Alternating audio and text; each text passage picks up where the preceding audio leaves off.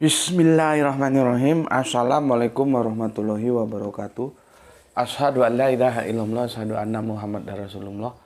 Allahumma sholli ala sayyidina Muhammad wa ala ali sayyidina Muhammad. Kama sholaita ala sayyidina Ibrahim wa ala ali sayyidina Ibrahim. Bil alamina innaka Hamidum Majid. Sebelumnya kita panjatkan dahulu doa kepada Gusti Allah Agung untuk saudara-saudara kita yang telah memberikan sholawatnya kepada channel dakwah ini, sehingga channel ini dapat dengan setia eksis hadir dalam ruang-ruang diskusi kalian semuanya dimanapun kalian berada. Tentu dengan sebuah harapan, insya Allah sholawat itu akan menjadi catatan langit amal soleh bagi mereka dan keluarganya kelak, dan insya Allah akan terbalaskan dengan balasan yang lebih baik lagi. Kemudian untuk seluruh pewer terkasihku dimanapun kalian berada, di mancanegara, di dalam negeri, aku ucapkan terima kasih atas apresiasinya. Semoga selalu, always, dan tidak pernah never untuk tetaplah menjadi pribadi yang tangguh, anti skip dan anti download. Bagi yang berkenan silakan saja di share, tapi linknya ya, link kajiannya. Jadi jangan diunduh kemudian dipotong-potong dan diunggah ulang. Aku tidak pernah kasih izin untuk yang seperti itu. Kemudian untuk kalian semuanya, aku tidak bisa sebutkan satu persatu. Terima kasih atas doa baiknya untukku dan keluarga. Dan aku juga berdoa semoga kebaikan doa itu tersurahkan juga bagi yang mendoakan. Sebagai sesama saudara kita saling mendoakan dalam kebaikan. Ya. Dan insya Allah doa kita bagian dari sekian banyak doa yang dikabulkan oleh Gusti Allah Agung. Amin, amin, amin, ya Rabbal Alamin. Oke. Kita lanjutkan kajian kita ya. Sekarang masuk seri yang ke-7. Seri yang ke-7. Masuk seri yang ke-7. Ya. Ya. Kemarin ya sudah aku jelaskan Roma 14:19 ya. Yang dari sini aja sudah nampak Yesus itu bukan Allah. Jadi kalau ada yang masih menentang, ya berarti dia menentang kitab ini. Ya mungkin otaknya konslet atau gimana gitu ya. Sudah jelas ini narasinya menunjukkan bahwa bukti Yesus bukan Allah. Karena apa? Egen itu ini loh. Memang sih ya, kendala tersendiri bagi teman-teman kita itu ya, karena mereka tidak pernah memegang kitab suci. Yang mereka pegang itu kan terjemahan kitab suci. Sehingga kalau membaca kitab suci, dia ada di bawah otoritas si penerjemah. Artinya mereka itu sudah menggadaikan pemahaman kitab sucinya terhadap si penerjemah. Nah, si penerjemah kan tentunya menulis seperti apa yang dia mau. Terjemahannya itu tidak lepas dari apa yang dia imani. Lihatlah berbagai macam terjemahan-terjemahan Bible itu kan beda-beda. Ya. Itu tidak bisa secara akademis. Itu aku punya teman guru bahasa Inggris ya. Tapi ya memang dia guru, namanya Untoro ya. Dari Solo aslinya Untoro ya. Dia guru bahasa Inggris. Dia itu tidak mau baca buku terjemahan. Novel apa segala macam tidak mau. Terus aku tanya, pada waktu itu sih kita ngobrol habis sholat ya. Kenapa kamu tidak mau baca buku terjemahan? Jadi ya itu. Kalau kita baca buku terjemahan, kita ada di bawah otoritas si penerjemah. Jadi kita memahami itu berdasarkan si penerjemah. Lah si penerjemah itu ketika menerjemahkan lah belum tentu benar kok. Belum tentu benar. Ketika narasi-narasi itu diterjemahkan. Nah, karena dia guru bahasa Inggris, artinya dalam bahasa Inggris yang mumpuni. Dia tidak mau baca karya-karya terjemahan. Dia langsung ke original teksnya. Yang jadi masalah, teman-teman Kristen ini tidak pernah disuguhi original teksnya. Yang dibawa kebaktian kemana-mana juga diskusi itu selalu hasil terjemahan. Yang itu otoritasnya ada di LAI. Ya terjemahan LA itu kan ya belum tentu benar. Karena terjemahan itu relatif. Ya. Belum lagi pengaruh dari si penerjemah itu. Ketika dia sudah berposisi sebagai Tritunggal sama yang tunggal sama yang oneses, itu nanti menerjemahkannya itu jelas beda. Nanti bisa kita lihat kalau ada waktu ya, lihat terjemahan Bible itu berbeda-beda karena di situ. Contohnya kemarin itu ada, aku juga nggak tahu ini, pemula yang baru belajar. dia nantangin apa? Semoga Allah merahmatinya, Kang Mas Zakir Naik gitu kan. Kan kalau Kang Mas Zakir Naik kan selalu begitu. Di mana Yesus mengakui dan diakui sebagai Tuhan, kan selalu begitu. Dan memang teman-teman Kristen nggak ada yang bisa jawab karena memang nggak ada. Kok tumben amat, itu bentuknya kalau nggak TikTok atau apa gitu. Ada teman kita Kristen menjawab. Judulnya itu jawaban untuk Dr. Zakir Naik atau apa gitu ya. Dia pakai jawaban apa? Yohanes 13:13. Yohanes 13:13. Memang benar aku adalah guru dan Tuhan, dan engkau memanggilku guru dan Tuhan, itu sebuah kebenaran. Ya sama komentatornya ya diketawain. Karena dia ingin membuktikan Yesus Tuhan. Makanya aku nggak pernah berkelit ya. Aku selalu menggunakan buktikan di mana Yesus itu mengakui atau diakui sebagai Allah. Aku nggak mau ke Tuhan. Nanti kalau Tuhan berbelit seperti ini, ngajari lagi seperti kita nyuapi. Lah anak kemarin sore dia nggak tahu Yohanes 13:13 itu ada masalah terjemahan. Nanti kalau dia baca berbagai macam versi terjemahan, itu nggak Tuhan saja. Ada yang junjungan, ada yang Tuan, bukan Tuhan. Ada yang kalau di edisi Arabnya itu Sayyidina. Banyak, dia kira ini Tuhan, ya. Sorry. Tuhannya bukan Tuhan gini loh, tulisannya. Tuhan yang gini. Kamu buka nggak percaya? Yohanes 13:13. Ya, dikirain Tuhan ini Tuhan yang Allah, yang YHWH menciptakan langit dan bumi. paling asik itu kalau buka terjemahan ND. Nggak pakai ini dia. Nah, itulah kesimpulannya, salah satu contoh. Memang beban berat bagi teman-teman Kristen ketika mereka disuguhi pada level terjemahan, tidak original teksnya. Ya. Begitu juga tentang ini. Ya. Kalau masih belum jelas, masuk saja ke original teksnya. Ini kan suratnya Paulus, maka dia original teksnya itu Yunani dia. Ya. Apa arti egeneto itu? Kalau misalkan kamu kesulitan mau tanya sampai nggak tahu apa yang ditanyakan, ya sudahlah, nggak usah semuanya. Tanya aja. Atau siapa menurutmu dosen bahasa Yunani, egeneto itu apa? Menjadi. Sesuatu menjadi sesuatu, berarti dia dulu bukan sesuatu itu. Itu sudah rumus. Lah ini kalau nggak ngerti juga otaknya nggak tahu, otak dedel apa.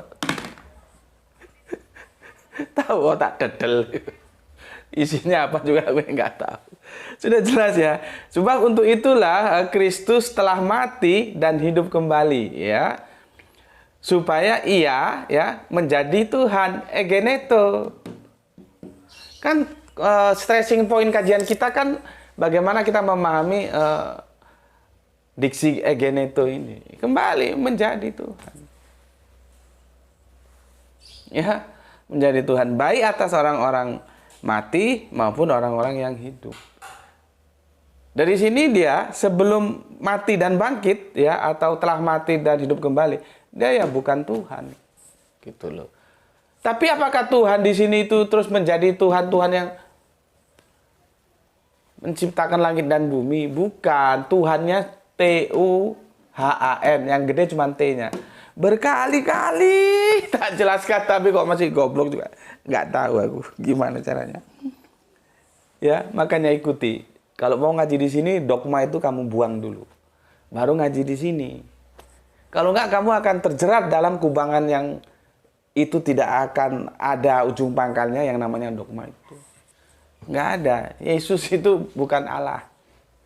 Ya, jangan cari-cari sesuatu yang nggak ada. Ya memang nggak ada kok dicari. Yesus itu nabi, ya itu ada. Silakan kamu ketik aja, cari, itu ada. Ya, oke, itu masalah tersendiri. Masalah yang lain lagi aku katakan, benar nggak sih Yesus itu menjadi Tuhan setelah dia mati dan bangkit hidup kembali? Ini yang harusnya kita lihat. Nanti kalau misalkan kita cari data, ya, oh iya, berarti Yesus itu memang dia menjadi Tuhan itu setelah kematian dan kebangkitannya. Ya nggak masalah gitu loh. Tapi kalau nanti ada ayat yang mengatakan bahwa Yesus sejak dulu kala itu, sejak oek-oek sudah dipanggil Tuhan, berarti ini bermasalah. Gitu loh. Nah, kalau ini bermasalah, berarti konsep soteriologi salib yang itu diimani oleh teman-teman kita Kristen itu juga perlu didekonstruksi ulang karena bermasalah. Lah pijakan ini bermasalah. Kan logikanya kan linear begitu. Makanya aku berkali-kali bilang, kalau aku mengkritisi tanpa solusi itu kan tidak baik. Aku mengkritisi dengan solusi. Tinggalkan ya soteriologi salib yang dibangun Paulus. Ikut apa? Ikut soteriologi logos. Logosnya Yesus itu apa? Tuh ya. Nah, nanti kita lihat ada nggak ayat yang menandingi ini. Ternyata sejak dahulu kala, sejak masih oek-oek, Yesus itu sudah diakui sebagai Tuhan ya. Nanti seperti Yohanes 13 tadi. Itu Tuhan itu bukan Tuhan yang langit dan bumi. Gue juga heran. Ada anak nekat, anak TK mau ngelawan Dr. Zakir Naik yang sudah ke beberapa negara dakwah. Oh ya. Kalau memang itu benar kan sudah diajukan sama mereka pakar-pakar Alkitab. Adapun pakar-pakar Alkitab tidak mengajukan itu karena memang itu ada pada masalah terjemahan. Yang Tuhan itu tidak serta-merta merujuk kepada YHWH. Dan masing-masing edisi terjemahan itu beda-beda. Kalau gurunya tetap ya menyebutkan, ada yang rabi ya, rabi itu ya guru. Ya. Makanya sering-sering jalan-jalan ya supaya kalau orang bilang itu jalannya supaya jangan lagi yang ngomong mainnya kurang jauh gitu ya. Tapi supaya dikatakan oh mainnya cukup jauh. Artinya semakin banyak dilihat ya, banyak yang diketahui. Kira-kira pepatah kami di Sumatera dulu gitulah ya. Oke. Sebelum aku lanjutkan ke seri yang ke-7 ya, aku akan bacakan komen yang masuk dulu dari kalian.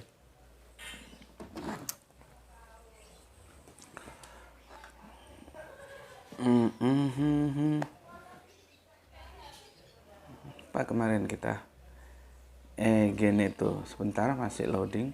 Seri yang ke-6, sekarang kita masuk seri yang ke-7. Nggak begitu subur powernya, cuman menyampai angka 190 power ya.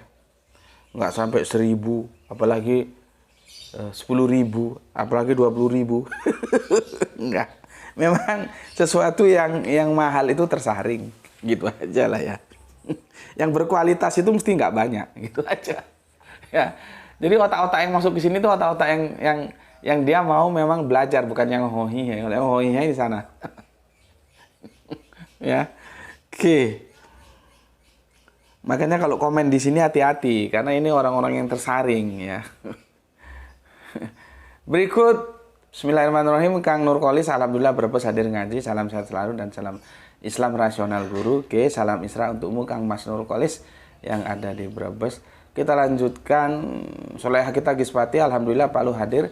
Salam Isra Tuan Guru dan buat semuanya. Oke, terima kasih atas 3 merah hatinya dan salam Isra untuk semuanya yang ada di Palu. Kita lanjutkan Kang Saran Gipari yang ada di Bandung Utara ya, bagian barat. Menyimak begitu tayang, mantap. Komen kedua, cuaca adem malam ini. Oke, Bandung apa kabarnya ya? Selanjutnya masih tetap Bandung, ada Soleha kita Rahani ya. Assalamualaikum, waalaikumsalam, salam Isra Tuan Guru. Oke, terima kasih atur nuhun atas 3 merah hatinya. Kemudian Pak Lurah kita, Pak Lurah Abdul Muluk Lurah Deli Serdang ya. Assalamualaikum, waalaikumsalam. Inti Jumat Gus, salam Isra. Oke, salam Isra untuk semuanya saudaraku yang ada di Deli Serdang. Kemudian Kang Yudi, assalamualaikum Gus, waalaikumsalam. Ini yang benar Yesus or Isa? Wah, ini pertanyaanmu yang geblek. Jadi kalau dijawab tambah salah, jadi nggak usah dijawab saja. Ya bagaimana dia tanya, ini yang benar Yesus or Isa? Repot, udah berkali-kali dijelaskan. Ya, sudahlah dilalui aja, buang-buang waktu. Gitu ya. Bagi kita, orang Islam, Yesus itu adalah Isa, Isa itu adalah Yesus. Itu masalah spelling aja. Ibrahim itu adalah Abraham, Abraham itu Ibrahim. Gitu aja. Noah itu adalah Nuh, Nuh itu adalah Noah. Gitu aja. Ya, jadi nggak ada masalah ya. Oke, kemudian Oskis.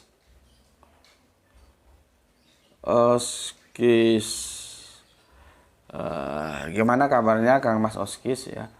Mohon izin menambahkan ya Gus terkait Roma 14:19. Oke, monggo. Kalau kita perhatikan teks Yunaninya di ayat itu ada kata Kyrios ya. Apa bacanya nih? Kurios ya. Yang artinya menjadi penguasa atau menguasai. Ya. Sehingga yang ditekankan Paulus dalam Roma 14:9 itu adalah Paulus ingin Yesus menjadi junjungan, garis miring Tuhan, garis miring pemimpin atas semua makhluk. Baik yang hidup dan yang mati, yang konon katanya dibuktikan dengan bangkitnya Yesus dari kematian.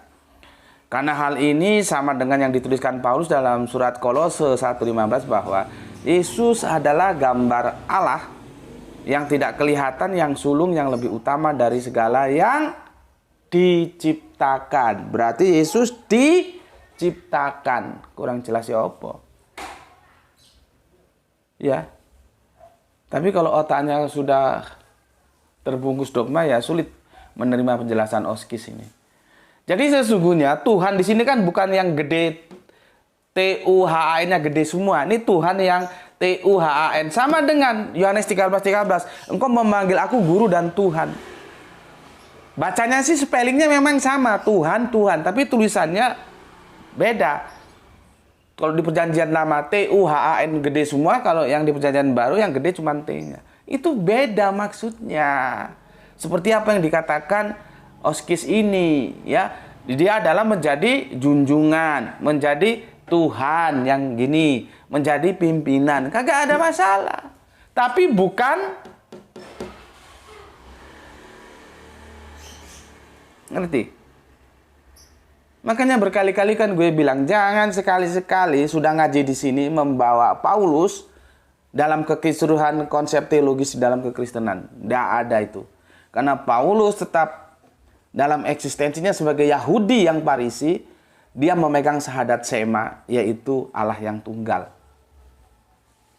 Ya, nanti kalau mau mengkritik Paulus, nah ini di soteriologi salib, di sana terserah kalian mau habis-habisan. Kalau di konsep teos enggak. Ya, oke, terima kasih untuk Oskis yang telah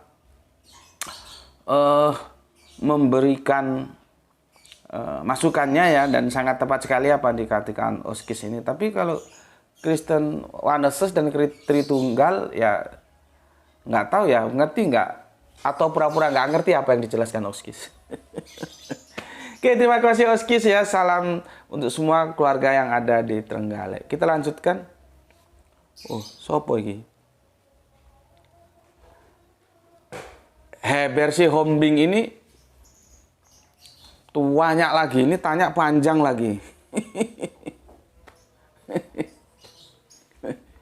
Hanya Allah Maha Pencipta, tetapi Yesus juga disebut pencipta karena oleh Dia segala sesuatu dijadikan. Bing, versi Homi. Semoga tidak seperti siapa kemarin ya, teman kita Batak kan ada juga itu ya. Nanti dijelaskan, lama-lama lari, gitu. Jangan, orang di sini aja nggak apa-apa kok, dan kita juga tidak mengintervensi iman Anda. Biasa saja, kita kan diskusi pengetahuan. Maka untuk si Hombing, Ya. Aku nggak akan baca semuanya ya, karena terlalu panjang dan itu sudah dijawab 33 replies itu ya. Maka jawabanku, kamu menjadi goblok. Ya. Yang kemarin sedikit goblok, kemarin kan kamu sudah tanya-tanya ya. Sekarang menjadi goblok. Kok dibiar-biarin nanti bisa menjadi sangat goblok lagi, alias bodoh. Kalau kemarin sedikit goblok, menjadi goblok, bisa menjadi sangat goblok nanti. Kamu digoblokin oleh terjemahan. Kamu ngaji di sini telat. Makanya kalau ngaji di sini itu, tanya dulu sama senior-seniormu. Gak apa-apa, beda iman, tanya kan gak masalah. Kamu tiba-tiba masuk, ya. Yang kamu nukil tentang penciptaan itu, ini kan merujuk Yohanes 1:3, itu sudah kita bahas 2 tahun yang lalu. Kamu itu korban terjemahan. Nih, gue kasih tahu, ya. Ini gue kasih tahu, sebentar. Ya.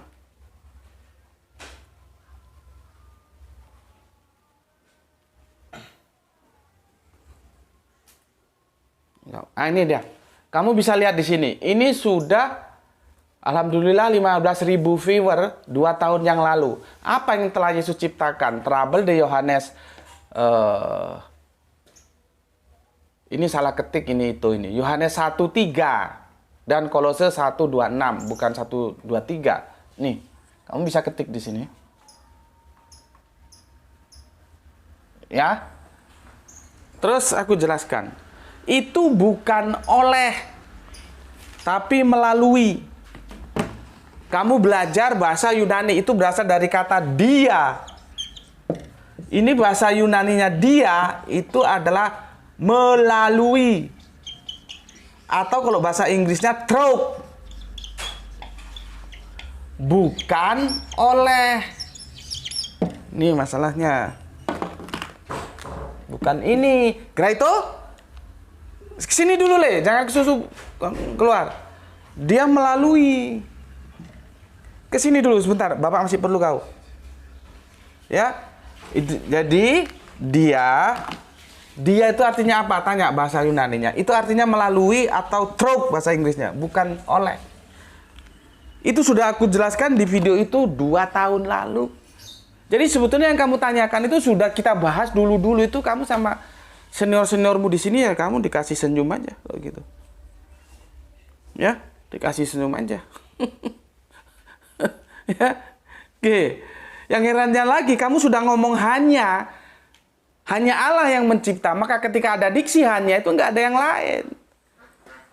Ya. Nih ya, aku kasih contoh. Nih, nanti kamu lihat di video itu supaya goblokmu hilang.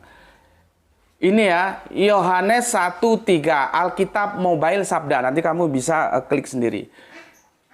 Allah menciptakan segala sesuatu melalui Dia.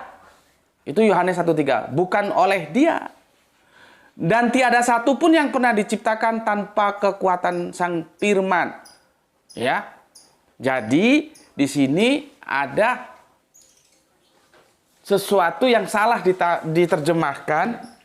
Ketika dia, ini dia Yunani loh ya, itu diterjemahkan oleh, padahal itu seharusnya diterjemahkan melalui. Itu loh ya. Oke, bisa kamu lihat ini. Nanti di sini, kamu lihat di sini. Ya. Oke, aku bacakan.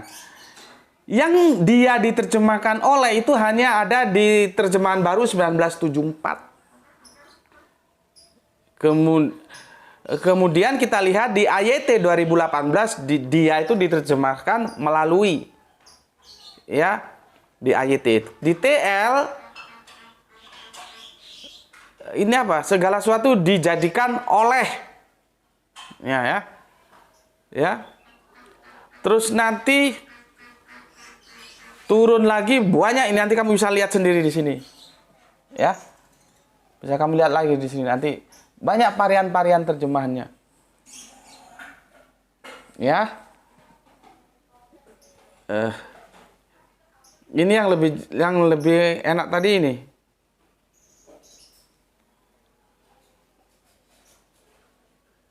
Nih. Nih ya, ini perhatikan dulu ini. Nih aku besarkan. Ya. Nih. Oke, atau gini tak, aku bikin balik dulu. Aku balik aja supaya gampang.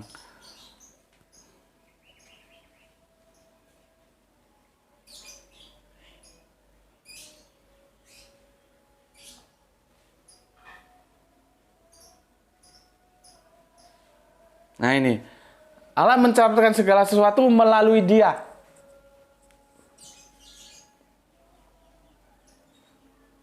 Ya, bukan oleh dia. Terus kalau di nih ya. Lihat yang aku kasih tanda merah, Yohanes 1:3.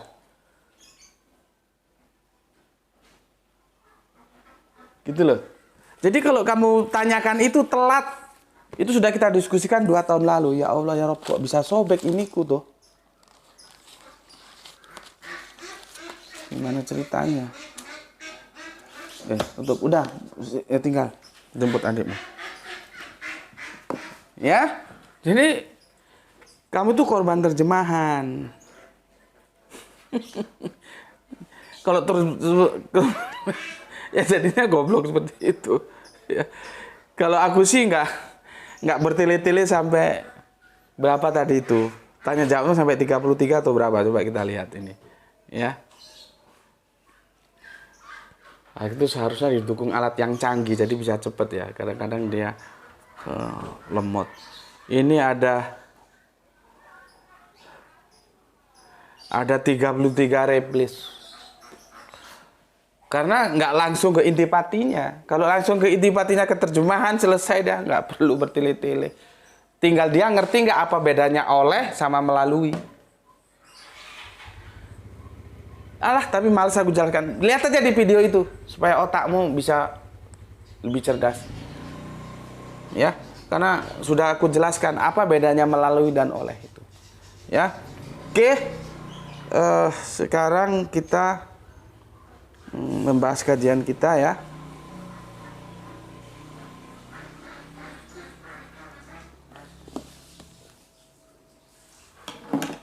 Gua hapus dulu.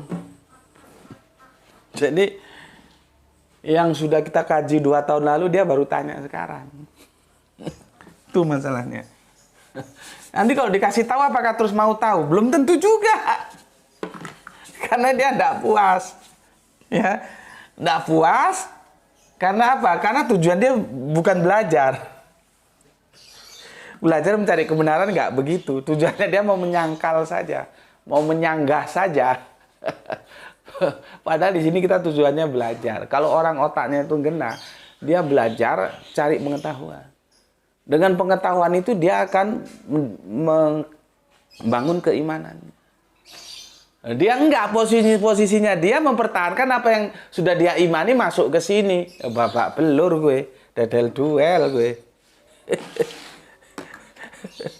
Dedel duel. Ya. Bismillahirrahmanirrahim.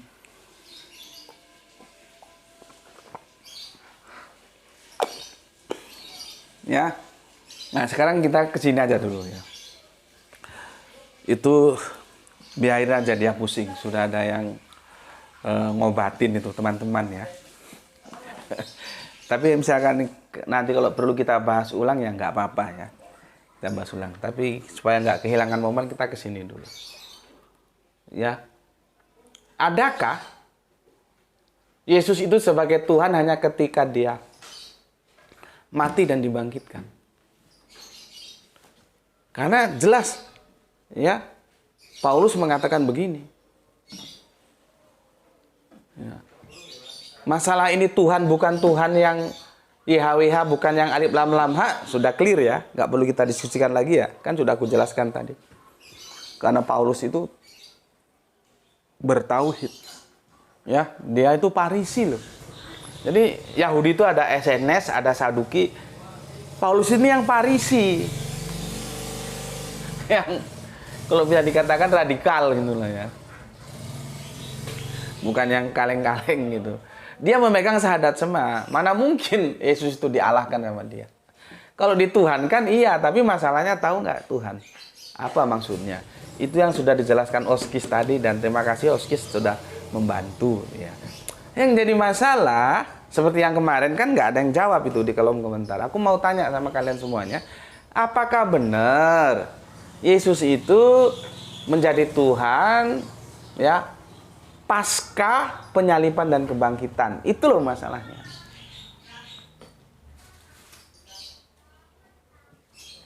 Dan tidak ada yang memberikan jawaban tentang itu. Maka sekarang aku akan jawab supaya kalian ngerti. Kalian bisa buka ya Lukas 2:11. Dan ini pernah didiskusikan dalam suatu, di videonya itu dalam suatu diskusi di internal teman-teman Kristen. Dan pendetanya aku kenal ya, meskipun kami belum pernah ketemu dalam satu meja diskusi resmi, tapi secara pribadi kami saling kenal ya. Pendetanya jelas no itu. Bolak-balik. Ya gimana lagi, memang ini bermasalah. Dan pertanyaan jemaatnya itu cerdas. Kenapa disebut menjadi Tuhan? Ya. Berarti kan yang namanya menjadi dulunya itu bukan Tuhan. Lihat si pendetanya ketika dapat jawaban itu lari ke Lukas. Ya babak belur, dedel duel. Karena ini tidak bisa bersanding dengan ini. Dia akan menjadi versus atau bertanding.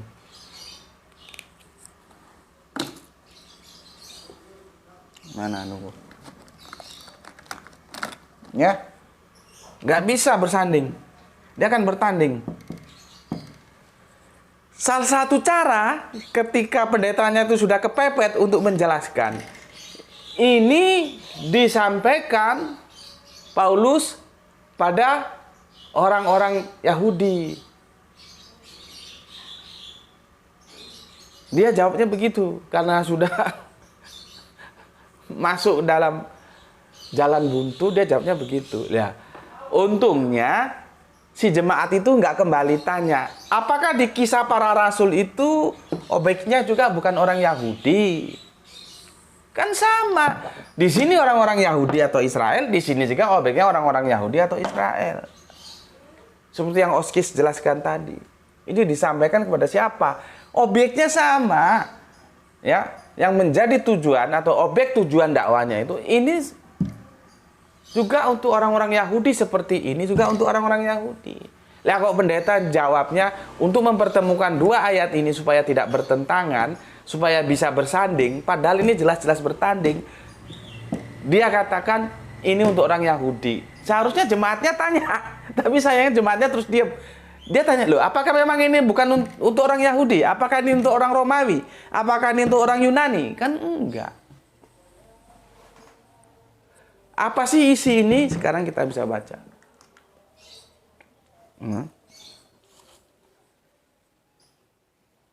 Kamu bisa buka. Ya. Lihat ini. Berarti ini Yesus ya belum mati, belum dibangkitkan. Kalau di sini kan Yesus telah mati dan bangkit. Hidup kembali itu artinya bangkit. Ya. Yesus telah mati dan dibangkitkan dalam kacamata Paulus. Tapi dalam kacamata Lukas 2:11 beda. Ya. Ini kata Lukas. Hari ini telah lahir bagimu juru selamat. Nah, berarti kan masih oek-oek. Lahir kok. Hari ini telah lahir bagimu juru selamat, yaitu Kristus, Tuhan di kota Daud. Ya, hari ini ya telah lahir ya bagimu, munya ke siapa ini? Ke orang Yunani, Romawi atau orang Israel? Orang Israel yang notabene Yahudi sama dengan ini. Kok pendetanya mau mengesankan seolah-olah ini ditujukan kepada orang Yahudi, ini non Yahudi, yang sama-sama orang Yahudi, ya. Domirmu, nah, ini nisbahnya ke Yahudi. Hari ini telah lahir bagimu, ya, yaitu ya Kristus. Supaya lebih jelas, Tuhan di kota Daud.